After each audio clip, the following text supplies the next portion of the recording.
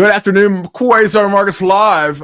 Listen, you all asked for him. Michael Litt, global investment strategist, who has literally been hitting it out of the park. I mean, I'm going to use a baseball analogy here.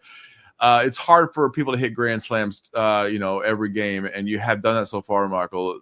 You talked about it from the perspective of the White House. You talked about it from the perspective of business and the markets, especially in Europe. But you have a special presentation for us today, and it's called Fiat World Central Banking for a Round Planet. So let's get right into it. There's so much going on. How are you doing, first of all? And let's get into it. Doing well, Stephen. Like everybody else, just fielding balls as fast as they fly into the outfield here. I don't know if I don't really feel like I've been on top of things, because the minute you sit down and really focus on something, something comes and upsets that apple cart, and you have to, But in the past, you talked about the chaos that's in the White House. You got that, nailed that right. Howard Lutnick, out goes Elon Musk. You said that there was the adult in the room, which is Scott Bessent, who's still in the room, right? Yep. Good, smart move. You talked about it from the perspective of geopolitical with Europe, and you were dead right about that, buying German bonds. You talked about it from the perspective of no rate cut. You nailed that too. We'll ask about that here in a few minutes. But you talk about it. You said Fiat World Central Banking, and you talk about Powell in general. You hear Donald Trump screaming loudly. He wants 1,000 basis point cut. He just wants to set the world on fire. No rates at all. I mean, he wants Kevin Warsh. You name it. Talk to us about all of these things that you're now seeing in the markets. Well, and that's come front and center here as we sit here today talking, and the Chinese and the U.S. delegations are over there in London having a conversation.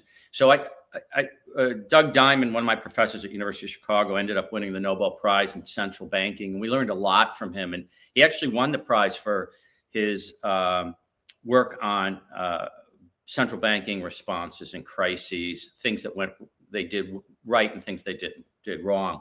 And so I wanted to actually focus on the central bank, because that's going to come up on our radar screen. And I have said before that undermining the independence of the Fed is a third rail. And when the administration touched it, do you remember this back in March? They briefly touched it about replacing Powell, and the bond market really blew right through. Did not like that at all, right? No, it was. I can't remember if it was a 30 or 40 basis point move in the 10-year, but it was a shocker, and they had to back off that. But it's back on the table again. Elon Musk is sort of moved on now. Now we're back to this, and so I called this one Flat World Central Banking for a Round Planet. And this may be boring for some people initially, but I want everybody to understand we're really going to the foundation of not only the U.S. economy, but the global economy here. So let's take a quick look at the next slide and see what's been happening in central banking land. And this is a chart that came out of the FT. And essentially what happened is you can see the big rate increase in 22, where the Fed was trying to get on top of inflation. And then it peaked out. They held there. Everybody, remember, was holding their breath. It took longer for rates to come off than everyone wanted, because owner's equivalent rent and inflation were a little more persistent.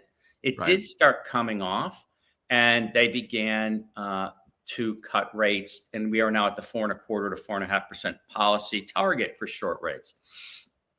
The ECB started cutting just slightly before the Fed, and they've been able to continue to have rate cuts. I think there's a little bit of wanting to keep up with the Joneses here in terms of what you're hearing out of the administration. But inflation and economic growth in two different than the U.S. and the Europe are not the same. So you don't you don't you don't try to keep up with the Joneses in terms Yeah, of and that's a good bank policy. question. Usually the United States leads in this department, and we haven't seen that. You can look back in 2017, according to this chart at 16, you can see where the Fed started to raise rates. Whereas in the past, excuse me. God bless you. Whereas in the past, the United States led in the raising rates, and the ECB dropped rates after the U.S. dropped rates. But in 2022, again, the U.S. led by starting the rates up. But you can see here, ECB started first. Why did the ECB lead the United States in this time? Well, the backdrop was that we had a little bit higher inflation, and because we started with a more robust economic backdrop, GDP growth. And the supply constraints in the U.S. were both greater. So we had both a bigger supply demand imbalance, and we also had a stronger economic backdrop. And people didn't really want to invest. In fact, the European markets, up until we made that call earlier this year to get out of mega caps, get into European stocks, right, they had really, everyone would say to me, why would you want to invest in European stocks? They stink, right? That was the mindset. But Christine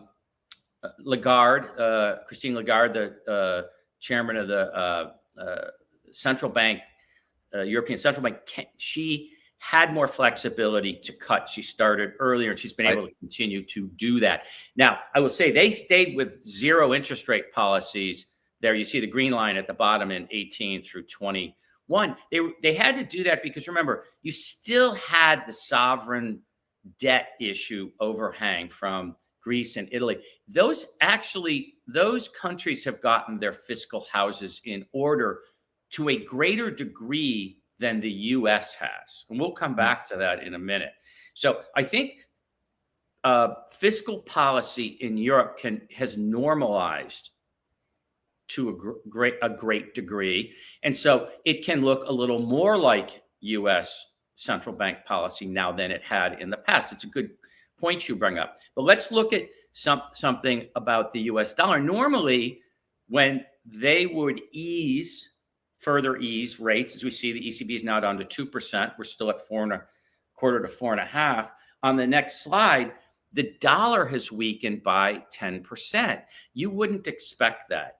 That's normally what that rate differential normally drives, is the primary driver for exchange rates. Right. And what's happened is that we have gone away from that here. That's what's unusual about this cycle. It's confusing a lot of people. Technically, the dollar should be strengthening against the euro. It shouldn't be going down 10% if our rates are hanging up higher and their rates have been cut to 2%. So we're 2.25% yield advantage, yet the dollar's weakening. So What's going on? Let's look at the next slide. What's going on is that the inflation outlooks are diverging. And this is actually quite unusual, where the outlook through December of 25 for the US is for inflation to accelerate to 3.5%. Now, a large part of that is due to tariffs. Perhaps some of it's due to the steep drop in labor immigration in the US, and some deportation, although it's been much smaller than the headline announcement. So you've got some inflationary pressures building here. And in Europe, you've got continued disinflation down to about the 2% level. So they have more flexibility in terms of lowering rates than we do. Let's look at the next slide. Currency exposure, equity markets, and equity market, that was repeated. 30% of the S&P revenues are generated in foreign currencies. 60% of information technology revenues are in foreign currencies. A 10% decline in the dollar that has occurred, that would increase revenues by 3% for the S&P 500 and 6% for the information technology sector. That's good. A 1% reduction in the Fed funds rate which you talked about earlier. It wasn't 1,000 basis points, but 100 basis points. I'm making a joke. Yes. That was like the $1.7 billion on the Yeah. education spending for poor kids, and over 10 years that became $1 trillion. The math didn't. It was a zero. You get an extra zero in there, and it can get rough in math. That 1% reduction in the Fed funds rate from here, given the inflation expectations we just looked at, right? That would cause the US dollar to decline. Right now, consensus has the dollar declining further from 114 to 120. If you lowered rates by 1%, you would probably see 125 on another 10% decline. So that last point on that page there, yeah, exactly. You would have another 10% decline from here. We skipped a little further. But a 10% decline from here would put us, at 92, 91 on the Dixie, right? On the DXY. Yeah, that would push it 91 on the Dixie and 125 on the euro. But non-US equities see a 1-to-1 gain from the US dollar depreciation, with an increased ability for those countries to implement both monetary and fiscal stimulus. What we've seen is Germany is implementing fiscal stimulus. They are in a good position to cut rates, do fiscal stimulus. Their backdrop was a little weaker GDP. That's having a big effect on their equity markets. Let's look at that real quick here on the next page. So this is the Euro Stoxx 600, which is a broad index of pan-European stocks in US dollars. And this was the asset allocation call we made. The sort of centerpiece of it was get out of mega caps into the European and emerging market stocks. It's up 21% year to date. Everyone feels good because the S&P's recovered, but it's only up 2.5%. You're about close to 19% behind here, Stephen, right? Germany's doing fiscal stimulus. Yeah. If something were to happen where the White House and the administration was forcing the hand of the Fed, this position is going to work even more. So you're going to lap the S&P again, right? Yeah. So that whenever you're investing and making asset allocations, if there's a risk of something happening, you want to understand how your portfolio is positioned against that risk, right? Yeah. So, and if inflation is higher than we think, then the Fed may not move rates, but the dollar will depreciate as well. So this positioning works in either one of those cases. And that's a little bit of how you want to be positioned. Now, I'm not saying that, remember, we did want to stay with the S&P 493. We wanted to stay with the value. We wanted to stay with the stuff that is actually, interestingly enough, not as subject to tariff impact. It's the lower half of the impact on tariffs. Now, tariffs are going to impact small businesses. We've said small businesses employ 82% of Americans. They don't have the same pricing and negotiating power. They get upcharged on tariffs by the intermediaries they have to buy from. They don't buy directly like Walmart or Target. Right. So those businesses, the 493 is exposed to small businesses suffering. So it's not as if we're immune. Okay, let's look at the next slide. Another thing that has changed, we talked about the dollar. The historical 2-year, 10-year Treasury relationship is something that people in the markets look at. The higher interest rate on the 10-year versus the 2-year reflects the inflation risk premium. We've talked about the term premium of longer-term debt. If I'm locking in and lending you money for 10 years, Stephen, I want a little bit extra interest rate to hedge against the risk of what might happen between now and 10 years from now.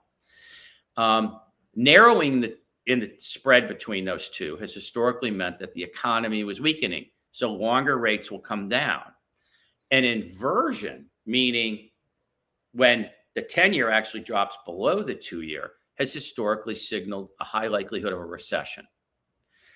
Expansion of that spread, meaning the curve gets steeper, the 10-year rate gets higher relative to the 2-year, has signaled that we've got a strong likelihood of a strong economy ahead. The 2-year is reflective of Fed policy. while the 10-year rate is driven by inflation expectations. That's the difference between the two. They actually operate on different mechanisms. They live in sort of different worlds in terms of what drives their yields. But Yep. the nature of the relationship between those two relative has historically signaled weak or strong economic conditions ahead.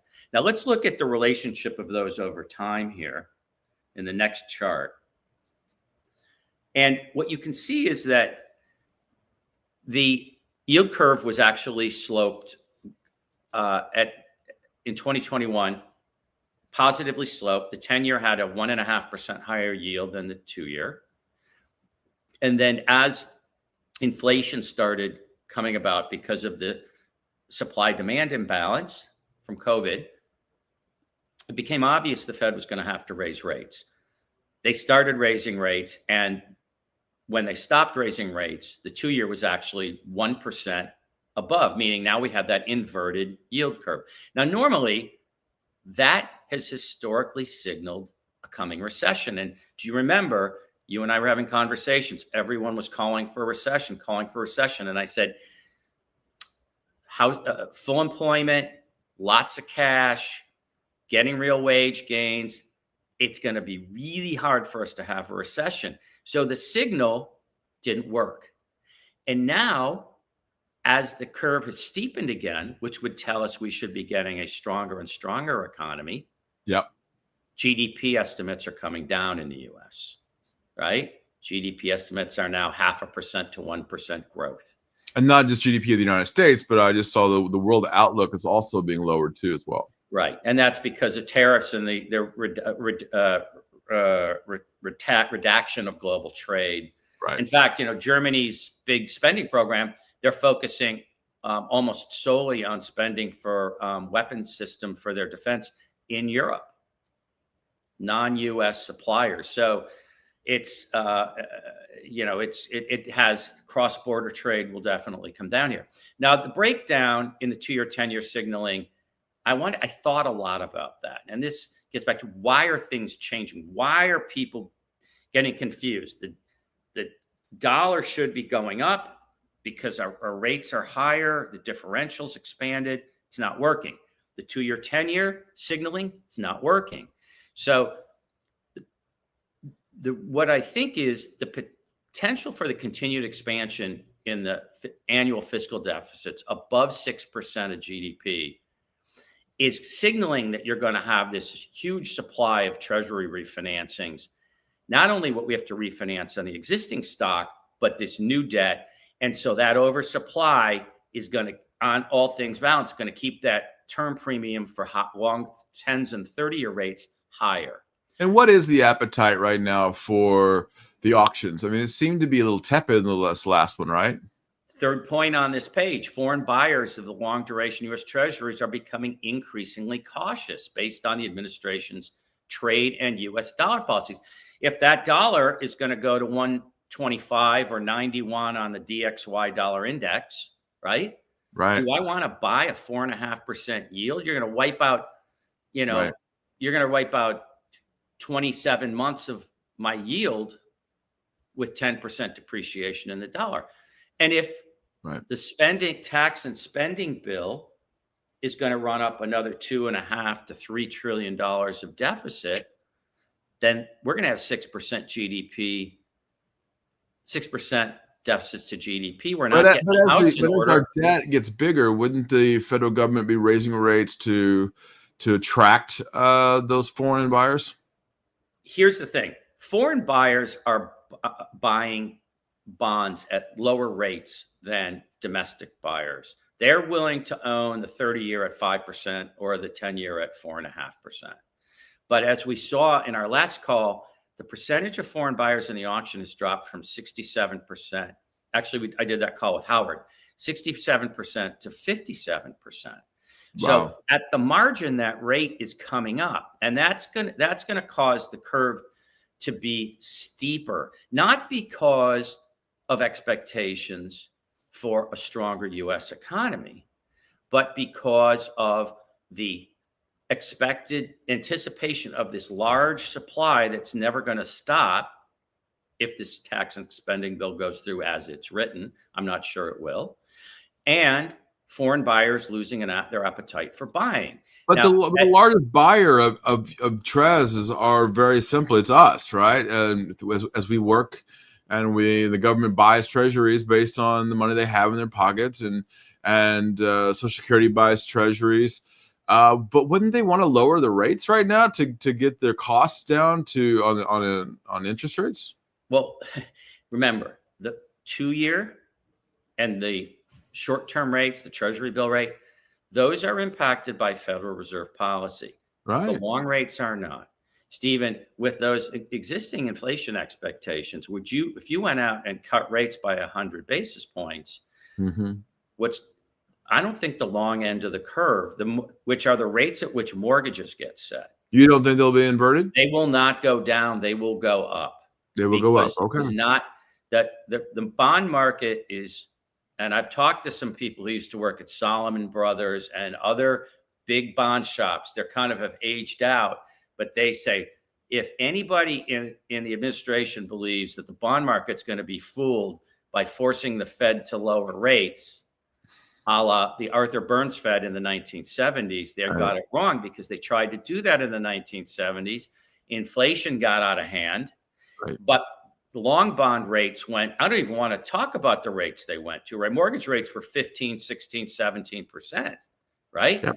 That's not a road. I've said it and I'll say it again. We do not want to go down that road. Nobody is going to be fooled by the Fed. And the only way they could get those rates down, Stephen, is QE3. That's right. Yeah. Right? Is for the Fed to say, okay, Fed, now you have to start buying the long bonds, because we can't have 10 years at 5.5%, even though inflation, because you cut, it might go to 3.5% if the expectations are correct. But the 10 years already at 4.47 right now. Well, again, there's a lot of people, and I'm not necessarily a bond vigilante or a bond bear, but there are people who think that 5% for the 10-year is in the cards. And I will tell you again, forcing the Fed to lower rates is not going to impact the long end, the 10 and 30-year rate. And that's where we have to borrow a lot of money. We cannot borrow all our money in, 3-month bills and 2-year notes. We have to have, in fact, we should have a much longer duration on our debt. That's a whole nother discussion for another day. But no ultra long bonds, no 100-year bonds, right? I'm just saying we should have a lot more 10s, 20s, and 30s. The Federal Reserve policy is increasingly expected to come under the influence of the Fed, at the administration of Congress. And at the end of this, we're going to talk about Kevin Warsh and that a little bit more. But lowering rates while the economy is not in recession limits policy responses to an actual recession, when tax revenues would fall. And some people would argue that we're losing jobs. We're still close to full employment. Yes, unemployment's ticked up to 4.2, 4.3, right? Many people would argue that's a self-inflicted wound, but you're not at very high unemployment rates just yet. But what would happen if we went into a recession is tax revenues would drop. We looked at a chart on that a while back. Yep. And the deficit expands, and that would put even more supply into the marketplace on the long end, right? So you're not it's not a virtuous circle, right? So let's look at the next slide. And yes, so the administration's policy prescriptive is too late. I guess that's Powell's new moniker. At the Fed is a disaster. Go for a full point rocket fuel. But everything we've seen, I understand why the Fed as it's currently, it's the people at the Fed and the way they operate, why there really isn't any reason to cut. The economy is still, 139,000 jobs.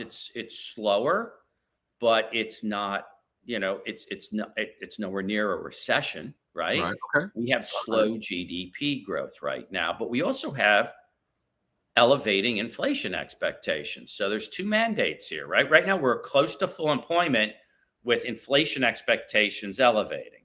That's not the recipe for this prescription, right?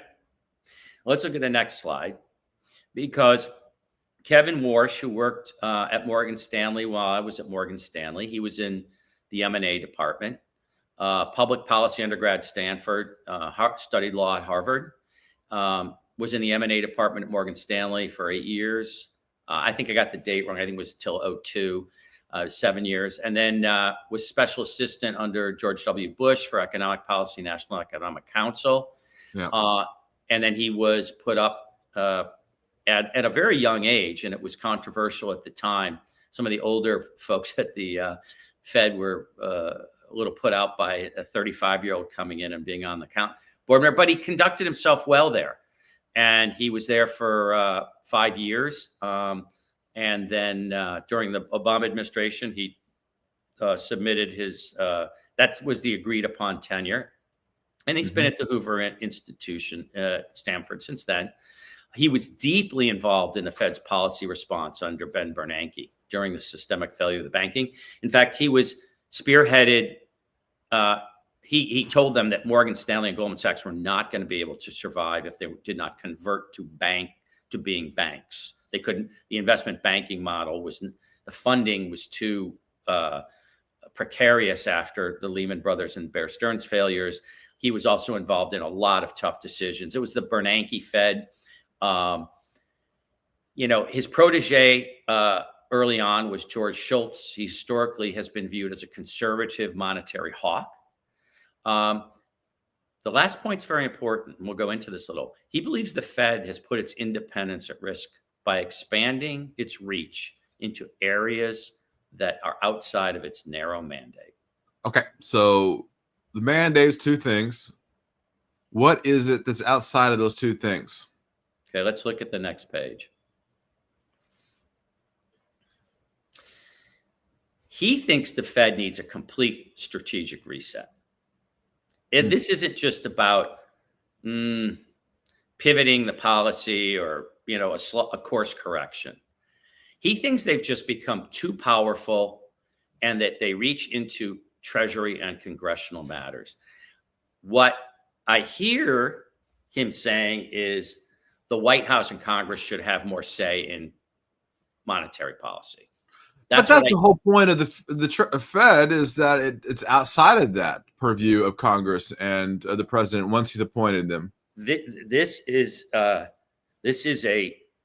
why this is important for us to discuss. This is a very substantive change. This goes back to an Arthur Burns type 1960s. It implies. Now, he says that he believes in the independence of the Fed, but in the next breath, what you hear being said is that Treasury and the Congress should have more say in matters. The Fed's expansionist tendencies have created an existential risk in terms of its independence. He believes that the expansion of the Fed's balance sheet encouraged, this is very interesting, and possibly caused Congress to overspend, despite claims that by the Fed that they manage fiscal policy as it's given to them. So he kind of implied that, hey, and QE1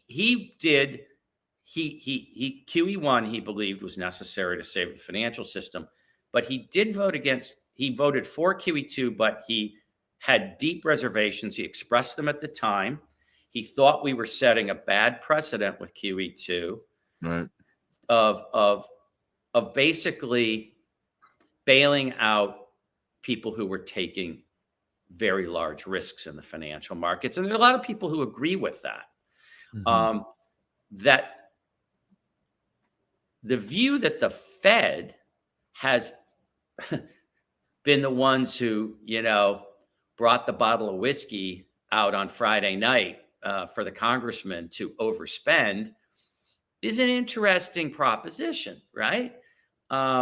He sees U.S. fiscal policy is on a dangerous trajectory with spending up 60% since 2019. So he ascribes to Senator Johnson of Wisconsin's view that we do not have a revenue problem. We have a spending problem, which I agree with. I agree too. Yes. He says the Fed should not express views on social issues, mandate solely price stability and fill employment. Like science research at universities, there is this everything is woke and DEI that the Fed is doing, similar to the Fed being responsible for Congress overspending. I'm not sure it might be taking a very small amount of climate change, them attending a climate change conference and implying that it was, it had sort of shanghaied their entire. And while you're talking about Kevin Warsh, who I still think is probably the number one, but might not be. A few minutes ago, Bloomberg just posted that the other person that's up for this position is Scott Bessent himself. So either one of them, are they the same people, same viewpoints, or is Scott Bessent a little bit different than Kevin Warsh? I think Bessent is a little bit more. This is a pretty substantive change to Fed operations.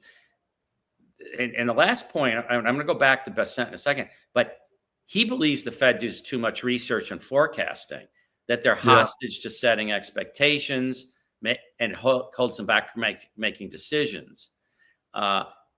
He may come in there. It would not be unexpected for him to come in there and cut 30 to 70% of the Fed's research staff.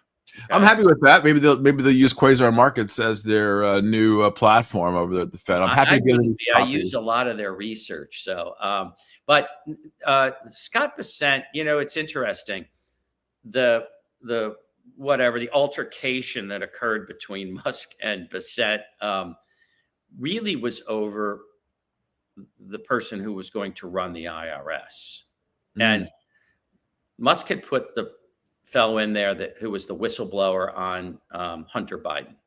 Right. So it was a political appointee. And Bessent had made it clear, and we had gone over this in one of our calls at the end of March, that Scott really knows he needs the IRS to continue to collect revenues, right? Because if they dismantle the IRS, we not only have a spending problem, then we have a revenue problem too, Steve. Right. So I think that Bessent articulates much of the administration's ideological platform. But I think when it comes to the way he operates, he is very grounded, and he immediately returned the IRS leadership to somebody who knew that the IRS needed to continue to function at full speed and collect revenues so that we did not have a problem there. And in that instance, he gave great example of why I said he is certainly an A player in the administration. He will have a larger voice and continue to have a larger voice. I think that having somebody like him in Treasury is important, because when you go to speak with the People's Republic of China in London, he's at the table. Where he moved into the position of Fed chairman, he wouldn't be at that table. I think that'd be a great loss for our side. Yeah. If that makes sense. But Warsh, I wanted to articulate, I agree with a lot of the principles that Kevin articulates. I think that dismantling the research arm of the Fed, that giving Congress and the White House more say, it moves us back to the 1960s. And I have to squint a little bit to see that the Fed has been responsible for Congress overspending. I think Congress has the ability to overspend on its own. It's got its own bottle of whiskey to take out on Friday night. Their own brand of they make their own. So I don't believe that the Fed needs quite as dramatic a reset as he might. But again, everybody has their own opinion. And listen, the Fed has been wrong a lot on policies and on forecasting. There's no question. I mean, I make a living kind of seeing where they might be wrong.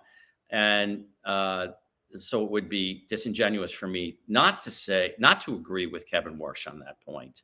But I do think that Fed independence would have, it's one thing to have a lot of a very large fiscal deficit, have a lot of supply coming, have a weak dollar policy, reticence on the part of foreigners to participate and give you money for 10, 20, and 30 years.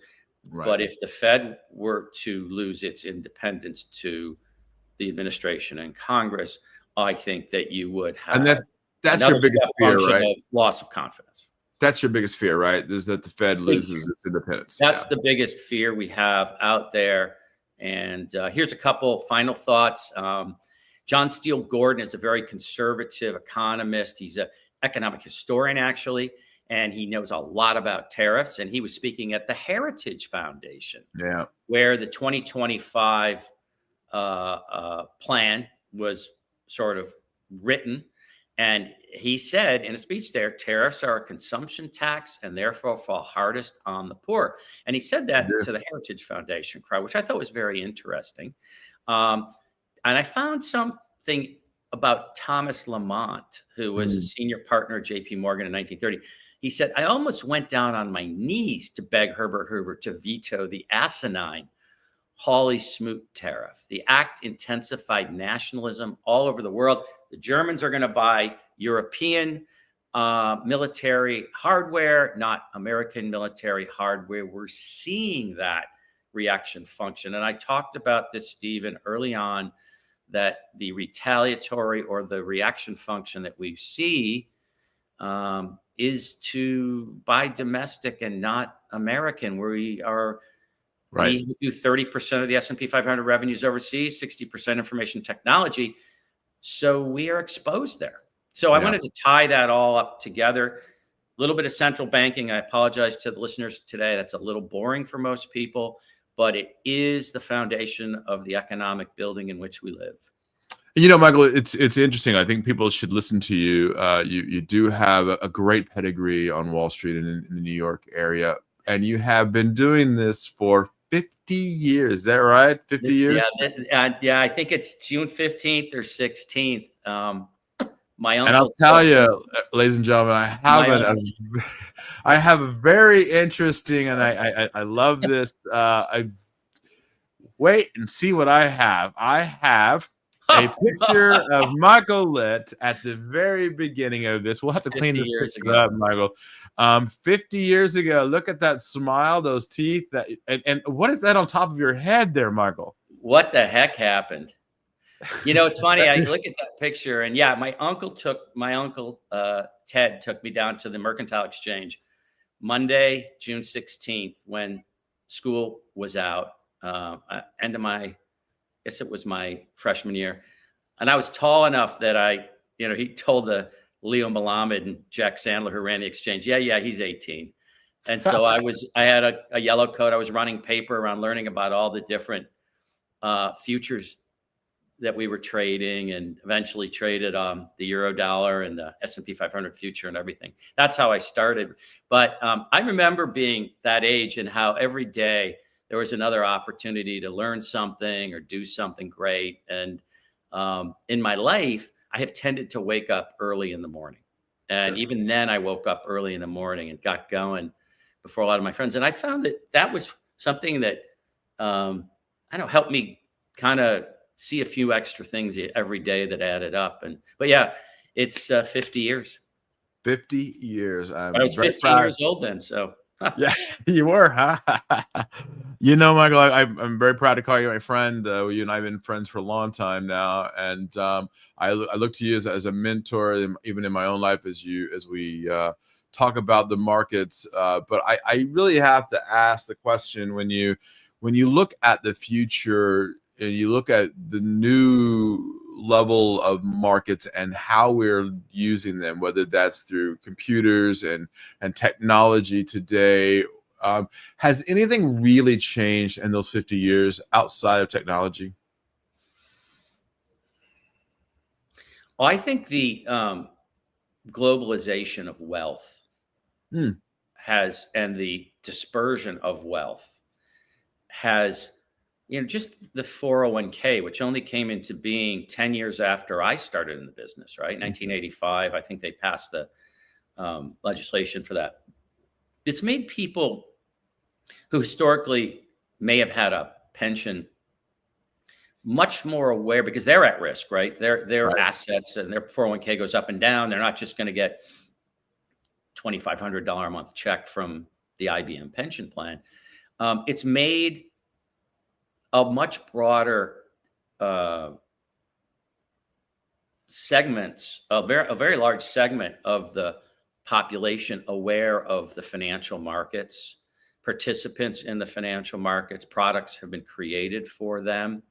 Are you referring to the retail side of things? People watch CNBC because they have a 401k plan, Stephen. Right. Think about that. So it creates a media, it creates advertisement around financial products. So I think it's the dispersion of wealth, the much greater participation in the markets. I mean, when the stock market crashed in 1930, there were some speculators, you know what I mean? And there were the really wealthy who had stocks. But I saw something like 98, 96 or 95% of the population didn't own stocks, right? Now, you think about that today, okay? And we're aware of securities. You talked to me about owning the Indian currency, right? Now, that's a conversation people would not have had in 1975. Correct. And so I think what's changed more than anything else, and we have private equity, we have big banks, and everything is on a much larger scale. And yes, there's a lot of financial technology applied to it. But the biggest thing that has changed is that a much larger segment of the population is tuned into financial markets and financial investments.